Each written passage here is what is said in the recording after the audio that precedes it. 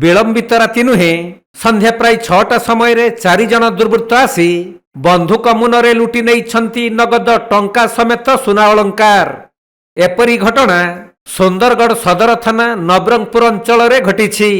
4 जन आइले जने भीतर ढुकी गला आ 3 जन को से बंदा को दौड़ी गले पानी पी मु बेले એટલે મુઈ କହିଲି ପାଣି ଅଛି ବନ୍ଦାରେ ପାଣି ପିଅ ବେଲାକୁ ମତେ କହିଲେ ଯେ ତୁଇ ବେଶୀ ପାଟି କରୁଛୁ ତୋର ମୁଣ୍ଡେ ଗନ୍ ଲଗେଇ ଦେବି ସିଧା ଚାଲ ଘରକୁ ବେଲେ ମତେ ଗୁଟେ ଗନ୍ ଲଗେଇ ଦେଲେ ତାଙ୍କୁ ମୁଣ୍ଡରେ ଗୁଟେ ଗନ୍ ଲଗେଇ ଦେଲେ ଆସିକିରି ସିଧା ଇଏ କରି ପକାଲେ କହିଲେ କାହାକୁ ଫୋନ करबो नै କାହାକୁ ଫୋନ करबो ହେଲେ दुई जन को संगे संगे एठी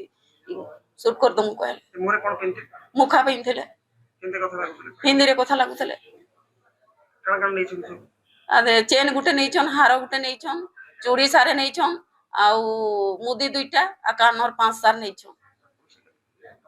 आ टंका हे जी 1.5 लाख। तबे संध्या प्राय 6टा समय रे 4 जन मुखाधारी दुर्वृत्त रमेश नागंक घरे पसी प्रथमे पानी मागिथिले परे रमेश और तांको स्त्री मुंडरे बंधुक लगाई नगद 1 लाख टंका सहित 20 लाख ऊर्ध्व टंकार सोना गहना लुटि नहीं चंपट मारिथिले। खबर पाई घटनास्थल रे सदर थाना आईआईसी टाउन थाना आईआईसी एवं एसडीपीओ पहुंची तदंत आरंभ करिसंती। सोनरगढ़ म्युनिसिपालिटी नु एतकी दूर तक केते किलोमीटर हवा 3 किलोमीटर गले ना हवा एमती आगुर के घटना घटिला ए प्रथम थोर एमती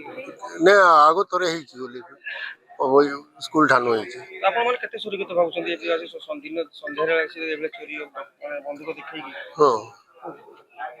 आगे यदि 6 बजे नु जे चोरी यदि हवा बेले का करबार के हमें इठाने रोही करी कि ने रोही करी लाभ काना हां